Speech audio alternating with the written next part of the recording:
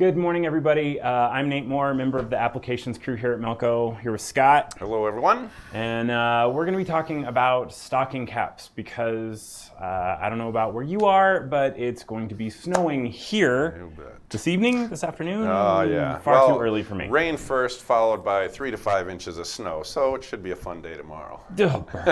Driving. I don't do cold.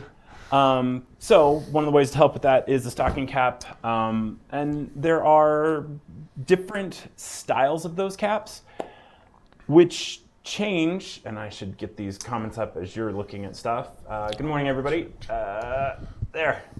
And there are different styles that will affect the choices that you make on hooping and design orientation, things like that. So can you talk about those a little bit as I get this kind of set up? Yeah, so two types, basically folded over and not folded over. This is a kind we have. We got an overhead. Yeah, you're on it. I'm on it, okay. This is a straight, non-folded hat, and we have a style here, kind of commonly that's folded over like this. A little bit more. So, how you prepare these is going to be somewhat different. Orientation, or no? We'll go over that in a second. Let's talk about backings and toppings first. All right. What do you use? Yeah, that's the age-old question people used to always ask in in class. Do I use tearaway or cutaway? Some depends on the design. Some depends on if it's going to be folded over or not, right? Because this is going to be against your head. If it's straight versus you'll be on the outside here. That's a good point. I tend to, if it's ever touching skin, I prefer a cutaway because it's softer, although super soft. There is a soft tearaway, which kind of makes my head explode. I've not used it very much, but that wasn't around when I was doing this a lot, so that might be an option too.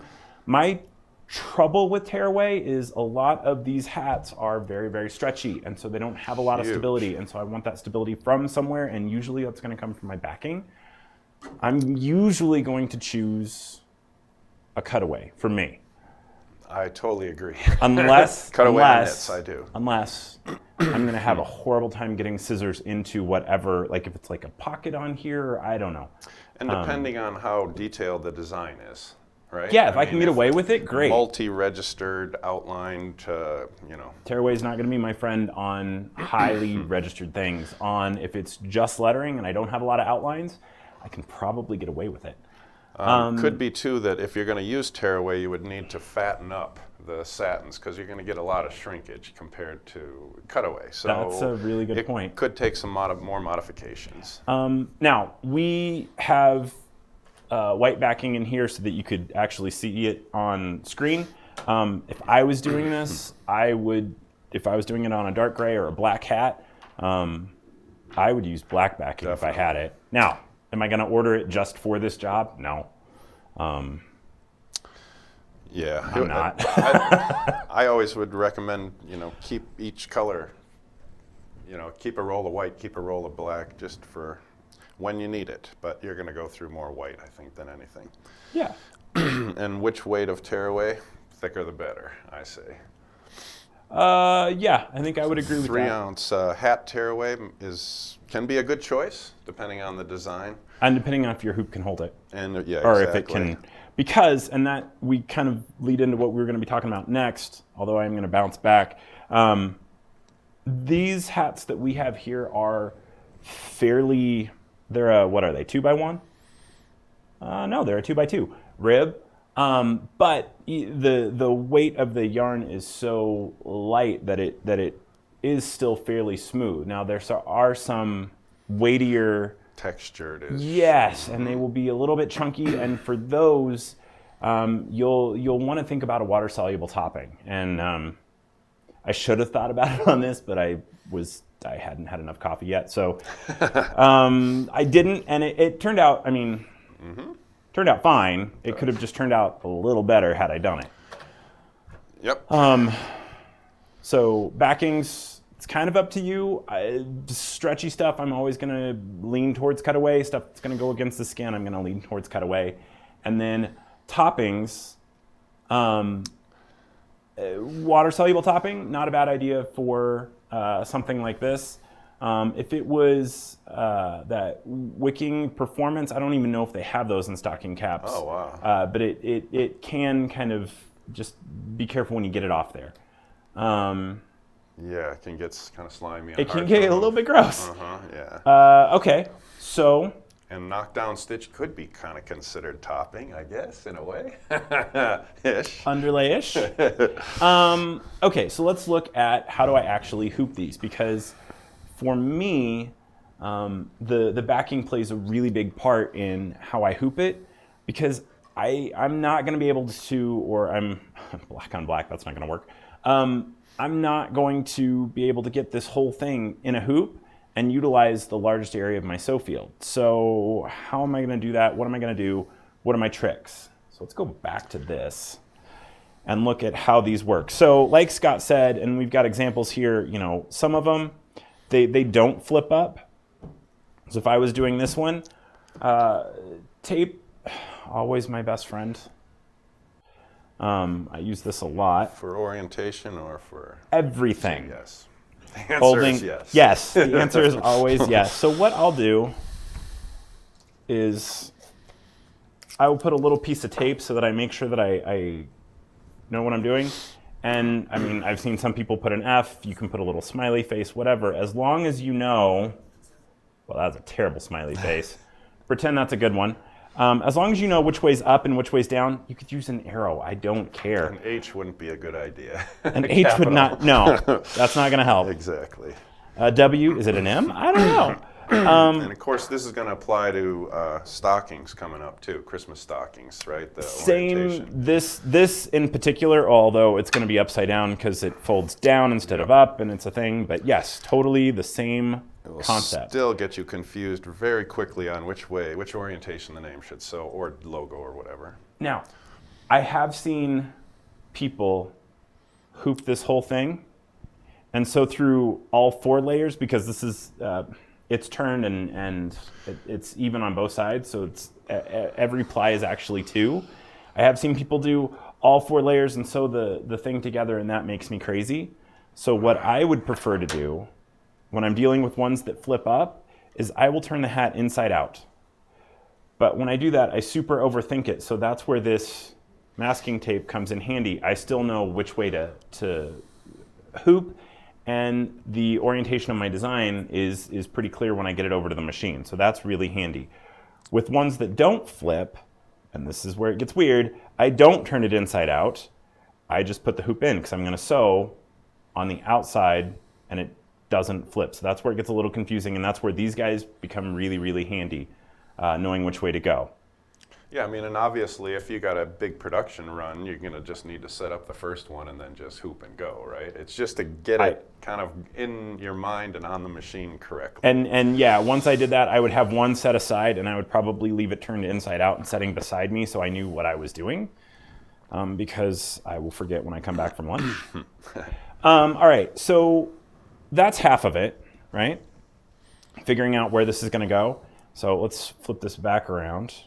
And then the other half is going to be the backing. So I've got a piece of cutaway here. What I will tend to do is either slide this in, and if I do that, what you'll see me do is cut this trapezoidally so it'll fit in the hoop. As far as hoops go, you do have a few options. You'll see me using just a standard 15 at the moment. That fits well inside this hat.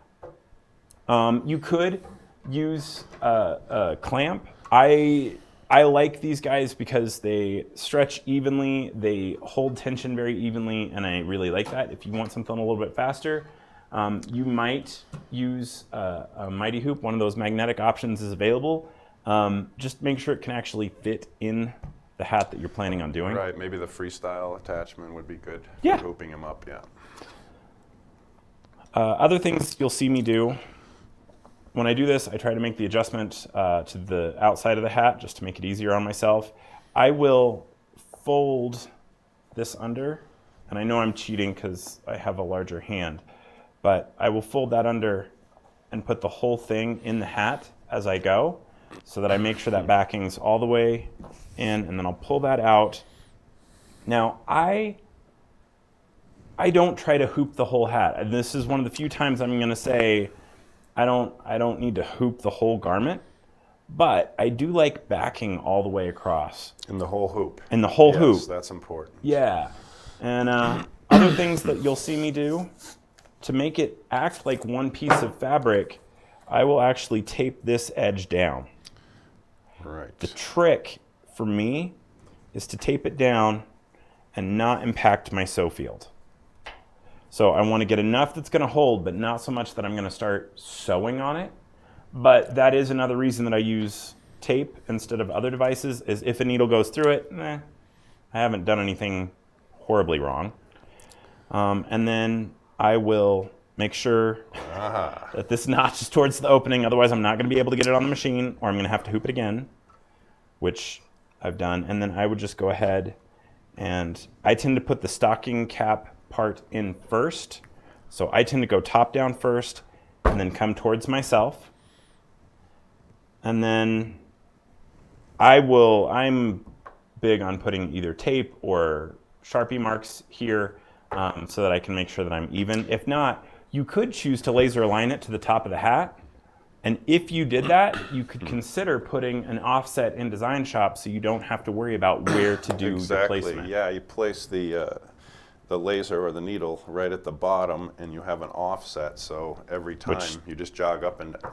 In this case, it'd be the top. Up and down until you have it right on the edge. We do this a lot with at the shows with the fast clamp and dog collars. That's another great application for the offset, right? You line the laser up to the edge of the collar, and then boom, jumps right to the middle. And speaking of fast clamps, Brenda says she uses, or at least if I'm reading this right, she uses the Melco fast clamp as well. Yeah, you absolutely can. You would want to consider how much registration you have, because you're only holding it on the sides with that clamp.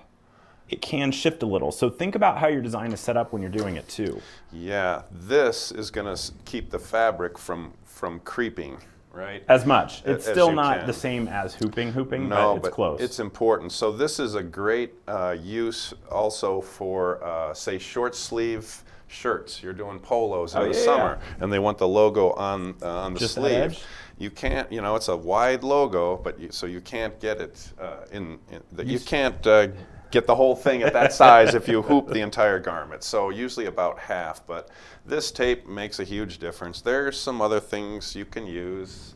I'm guilty of using pins in the past, but I don't recommend it anymore. Of course, the machines were sewn at 500 back in the day. Y'all know me, I'm not a big fan of putting metal in the machine. That's okay, I have done it. I don't love doing it, so I use tape instead. But this is a game changer for registration and all, to hold everything tight. Absolutely. Yeah. Other things that will help with that, how you set up the design. So we are dealing with squishy things. We are dealing with movement. Let's minimize that. So how do we minimize that? All right. So first of all, you can see that this is just alphabet text. And the way we set it up was envelope. That's where it establishes a max. So we can change the line.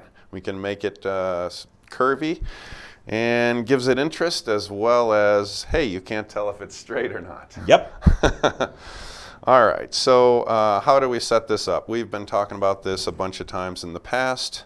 If I right-click and go to Properties, 6-inch or 0.6 letters, we pretty much used Design Shop's new defaults. We've started populating defaults, so auto density is going to take care of the density that we need, and also auto underlay is turned on, and that's going to give us the correct amount of underlay.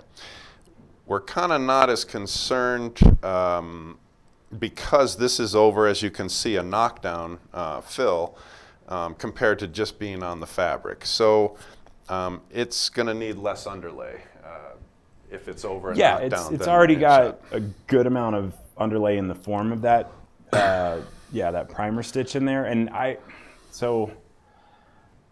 sorry, old screen printer. this is my artwork. If I have ever a really, really funky color like a neon green or a neon pink, that usually means something to me. In this case, you saw that knockdown or primer stitch or whatever you want to call it is bright, bright green. That to me means match the color of the garment. So that's why it's that way. Exactly. Yeah, everybody has their own Yeah. keys. And we've covered the knockdown stitch. Samantha did She's done that it whole thing. two or three times already. Yeah, you can watch the video on that. But yeah, it's always going to be good to do the knockdown in the garment color, is what I always find. Another key point here, like we preach, center out. That's going to just help push from the middle to the outside, middle to the other side. You never want to sew to an anchor point, and especially important on thick knits that aren't hooped completely in the hoop. Yeah, no, yeah. So in this one, we did not set it up to have that offset for the laser, but you could. And to do that, you would just select everything and then drag it down below that origin, however far you wanted it below the edge of the cap. Right, exactly. So, yeah. Toppings. So we mentioned you could do water-soluble topping. Typically when I do that, there's always the debate, do you hoop it, do you not? I always say, if it came round, I would just throw it on top, right? Because it's square and you use a round hoop usually, you find that as it's sewing, a corner will fold over, and now you're sewing two layers. And so I'm a fan of hooping it in, or Nate has a terrific idea that works also. I just taping. You can't see. I just tape to the edge here. So I'll put, if I can grab a piece. Nope, I can grab a ton of pieces, but I can't actually grab just one. They're like potato chips. Can't have just one. And I will kind of smash it down into the hoop a little bit, and then I will just tape that edge. Because if I do it completely tight, oh yeah, it's gonna rip. It's gonna rip. I'm not gonna get a good tie-in. It's just gonna be a pain. So I will smash it down, kind of like I do. This is gonna tell you what I've been doing on my weekends. Kind of like I do when I do the top crust of a pie, where you kind of lay it in, and then, or the bottom crust where you go into the pie plate. Same kind of thing here. Now. When do I do this? So I do it after the primer stitch. So I will put a hold command or an applique command in my color sequence so it'll feed the frame out.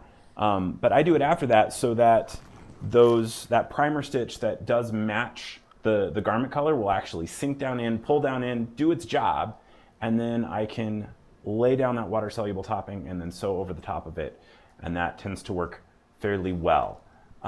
We have some comments that I've got to read faster. Instead of using tape, could you use spray adhesive and spray the stabilizer to the hat before hooping? I have done both. I have rarely done just the spray adhesive when I'm dealing with something as stretchy and goofy as this, primarily because this, and I don't know if I can get a good example for you, it's two layers. Everything's folded, so you can attach what would be the inside, but the top, the outside still can move. Right. It's kind of like a lined windbreaker. Exactly. Embroidering those is always, you got to get it kind of there, and then you got to make sure that the two line up. That your liner, no ripples. Well, yeah, and if you get it wrong, they put it on, and then all of a sudden the top layer, the shell, is kind of a little bit askew. So I have done both. I have rarely done just the spray adhesive, but I get where you're thinking. And then Another comment. Jennifer will occasionally use tearaway on top as well. The gentleman that taught me how to do my job here as a trainer, he was notorious for putting white tearaway under a white fill on a dark garment. Yes. And then tearing it away and then doing the border or whatever. So yeah, I totally get that as well. Yes, it does cover. And then needing to learn how to do that primer stitch. You got to look that up. Yes, go ahead and look that up. I will try to. I am really. I'll post the link. You'll get it posted? Yeah. Cool. I'm struggling to do it as we're doing this. Sorry. We're both in front and only kind of behind. And then somebody didn't hear what I said about topping. Oh, do you hoop it in or put it on top? I'm not entirely sure, but Brian says that found that if doing a knockdown, don't use the topping. And I mean, we got away with it here without, and yes, could it look cleaner? Yes, I just put it down. If you put it down before the primer stitch, trying to get it back out of there is a nightmare. So I do primer stitch, pause, lay it down, tape it to the edges, to the edge of my hoop so it doesn't just fold in on itself, and then sew it, and then it's much easier to get that back off instead of trying to get that out of all those little bitty places. Yeah, we've talked about the trick for removing the facing also. I've seen people with tape, they pull away what they can, and then all the little pieces, they take tape and try and pull them off. No, easier is sew it, pull off the excess, and then you spray the garment medium, I would say, just the embroidery part. Yep. And then give it a 5/1000 count to let it raise up. I love that you time it, because I will come down here and I will watch it kind of bubble up, and then I'm like, okay, now I'm ready. No, well, 5 works, and it is a timing thing. If you go too short, it doesn't release. Too long, it turns to like gummy that stays there. Yeah. So a 5/1000 count. You take the excess topping that you pulled off. That stays dry, and then it's a timing thing again. When you put it down, push it hard against all the pieces, and right away pull it off. You can't be looking out the window, no, because it'll gum up on you. Watching TV, and then you got a bigger mess, which will come out, but it's no fun. I have yet. I keep meaning to do this. So if somebody's done it, comment in. I'm really intrigued by getting.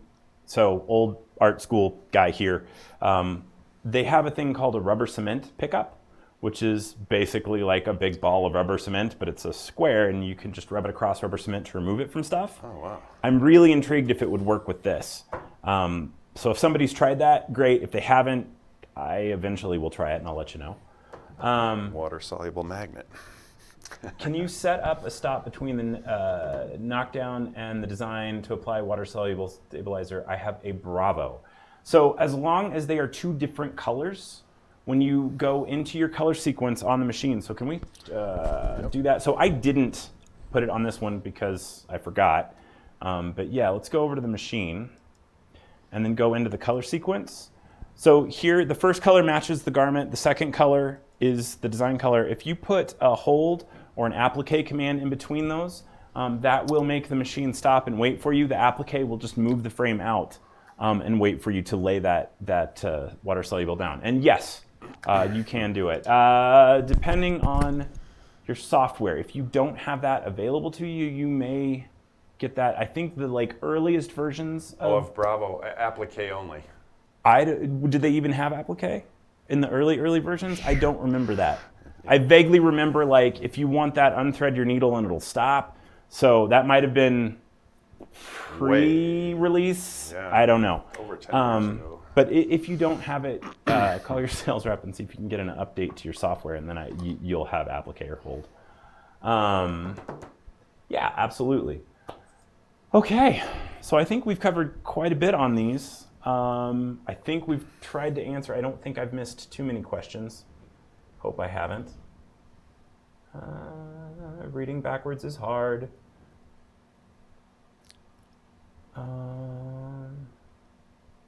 Yes. Oh, right. Good point. So when you get these on the machine, if it flips over, it's upside right in the software when you put it on here. If it doesn't flip and you put it on the machine, you want to flip it upside down in the software. So don't forget that, especially if you have an order that has both with the same logo, just separate the piles, man. Just put sticky notes everywhere. Don't forget. Yes. Okay, guys, I think that's about it for us. I hope this was helpful for you guys. What are we doing next week? Is it next week? I've lost complete Yes, track of time. for Halloween. It's the day before, I believe. Okay. Things that scare you? Yeah, don't get scared by the basics. Got we it. are just going to do basics of how to load needles straight, tension bobbins, hoop. So maybe they're basics. the things that scare me when I get phone calls. What did I miss? What did you miss that I have to remember that you didn't do? Yes, I am the one that took 45 minutes to figure out that my mother had put a needle in backwards. Hey, Very I was in a common. different state. I was in No. a supermarket parking lot trying to talk her down. Being that they're not slotted, it's not that Well, and I swear, hard to do. because I had just been to her house and I had put in all the needles and she didn't tell me she broke one, so I knew I put all the needles in. Oh, yeah, so you're diagnosing, that. And I totally just chucked my mother under the bus. Isn't that Sorry, always Mom. the case? She'll watch it later. Cool. All right, guys. We will see you next week. Hope this helped you for this cold weather. If you are in the snow, stay safe. And thank you guys for watching. All right, we'll see you next week.